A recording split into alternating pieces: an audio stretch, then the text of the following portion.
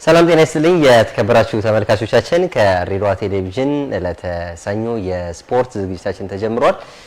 እንደተለመደው በየሳምንቱ ሰኞ እንዲሁም ደግሞ አርብ የዓለም ዋንጫ ጉዳዮችን የተመለከተ ቆይታ ነው ከተመልካቾች ጋር የምናደርገው።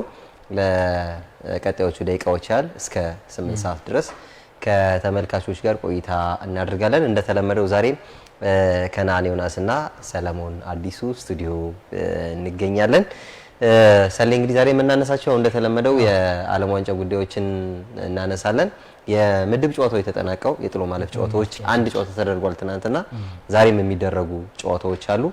ትናንት የተደረገውን የደቡብ አፍሪካና የካናዳን ጨዋታ ከዛ ውጪ ዛሬ የሚደረጉ የሌሎች ጥሎ ማለፍ ጨዋታዎች አሉ። ለምሳሌ ብራዚል ከጃፓን የሚያደርጉ ጨዋታ ተጠባቂ ነው።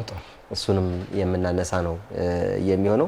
ከዛ ባለፈ አጠቃላይ ጥሎ ማለፍ ላይ ምን ሊጠበቅ ይችላል የሚለው እናነሳለን። በቅድሚያ ግን እንዴት ነህ ብያለሁ። ሰላም ሁሉ ሰላም ተመልካቾች እንዴት ናችሁ ብያለሁ። ብዙ አብረን ስለዋልን ሰላም ሳለን ጀመርኩኝ። በአሪፍ ሞንታጅ ጀምራል። እንግዲህ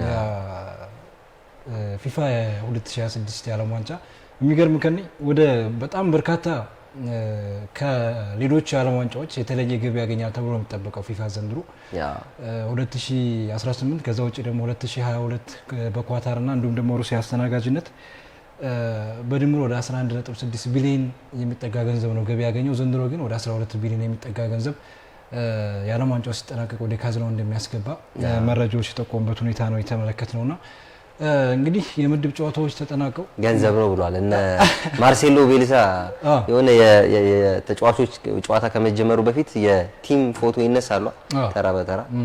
እዛ ላይ ካየው የኡሩጓይ ብሔራዊ ቡድን አሰልጣኝ አሁን እንኳን ተሰናብቷል ብሔራዊ ቡድኑ ከዓለም ዋንጫው እንደዚህ ጎንበስ ብሎ ካሜራ ላይ ማለት ቀና ብሎ እና አንደኛው ያ የፕሮቴስት መንገድ ነው፣ የመቃወሚያ መንገድ ነው። ፊፋ ትኩረት እያደረገ ያለው ገንዘቡ ላይ ነው። ይሄው ለዛ ጥያቄ ነው ተባባሪ ያልሆንም ብሎ በዛ መንገድ ተቃውሞውን ሲገልጽ ነበረ። በነገራችን ላይ ኡሩጓይ ብሔራዊ ቡድን በጣም ተቃውሞ የነበረበት ብሔራዊ ቡድን ነው። ከምድብ የተሰናበተበት ወደ ቤታቸው እንኳን ተጫዋቾቹ በራሳቸው ትኬት እንዲሸኙ የተደረገበት መንገድ ነው ያለውና እንግዲህ እንዳልከው ፊፋ ታርጌቱ ገንዘብ ላይ ነው የሚጀምረው። ትልቁ ነገር ውድድሮቹ ምናልባት በዚህ ልክ በአሳማኝ የተሳታፊ ቁጥር ጨምሮ ያስተናጋጅ ቁጥር በዛው ልክ ጨምሮ ነው የመጣውና ባለፉት ጨዋታዎች ላይ ብዙ ነገር ተመልክተናል። የተለዩ ነገሮችን በጣም በርካታ አንኤክስፔክትድ ያላረካቸው ነገሮች ደግሞ ምንድነው ኤክስፔክት ያላረካቸው ነገሮች በጣም ብዙ የማለፍ ያልፋሉ ብለው ያልጠበቃቸው ሀገሮች ጥለው ማለፍ ውስጥ የገቡበት ዲአርሲ ኮንጎ ያልፋሉ ተብሎ ደግሞ የተጠበቁ አልተሳካላቸውም። እነሱ ደግሞ ቱኒዚያ ብቻ ነው ቀርበ እንደምትወርቅ የሚገመተው። ቱኒዚያ በጣም ይገመት ነበር። በጣም ማለት ዓለም ዋንጫ ላይ የሚያልፈው ቱኒዚያ አፍሪካ ዋንጫ ላይ ያለው ቱኒዚያ አይደለም። አፍሪካ ዋንጫ ላይ የምታየው ቱኒዚያ አይደለም። የቱኒዚያ ብሔራዊ ቡድን ዓለም ዋንጫ ላይ ያለው ቱኒዚያ ብሔራዊ ቡድን ያው አፍሪካ ዋንጫ ላይ ጀምሮታል። የባለፈው የአፍሪካ ዋንጫ ላይ ብዙ ጥያቄዎች የሚነሳበት የቱኒዚያ ብሔራዊ ቡድን ነበርና እንዳልከው ነው የቱኒዚያ ብሔራዊ ቡድን በዛ ልክ ብቸኛው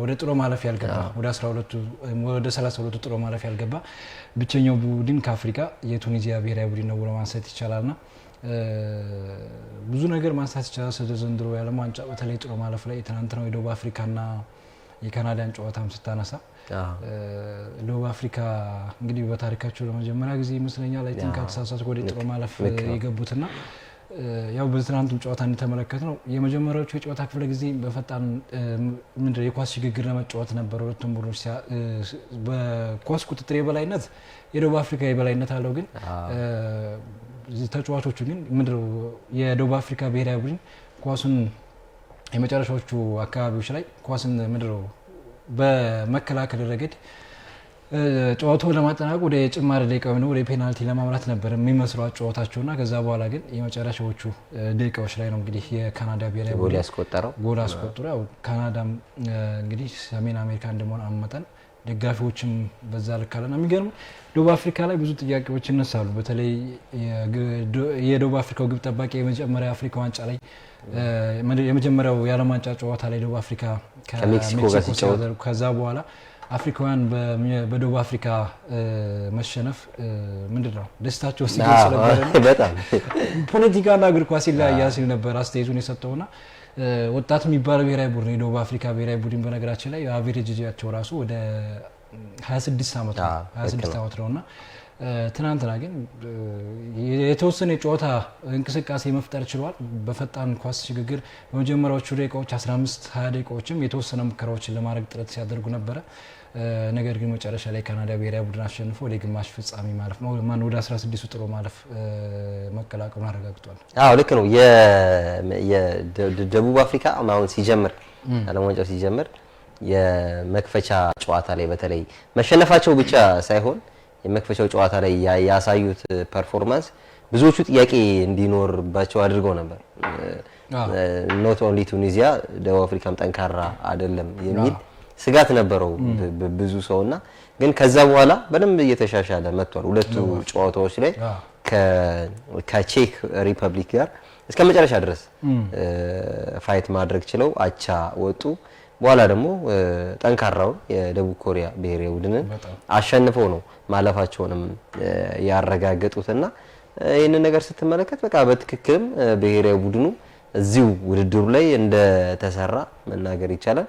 ትናንትናም ከካናዳ ጋር በነበረው ጨዋታ በኳስ ቁጥጥሩ ቶሎ ቶሎ ወደ ጎል መሄድ በዚህ የተሻለ ነበር የደቡብ አፍሪካ ብሔራዊ ቡድን። እኔ እንደውም ልክ የመጀመሪያው 45 እንደተጠናቀቀ አይ በቃ ደቡብ አፍሪካ የሚያሸንፍ ነበር የሚመስለውና ምንድነው የነበሩ ስህተቶች ለምሳሌ የተቃራኒ ግብ ክልል ላይ ከደረሱ በኋላ እዛ ዞን ላይ ልክ ሲደርሱ የሚወስኗቸው ውሳኔዎች ትክክል አልነበሩ ወይ የተሻለ ፖዚሽን ላይ ላለ ተጫዋች ኳስን በትክክል ሲያቀብሉ አትመለከተም። ከዛ ውጪ ደግሞ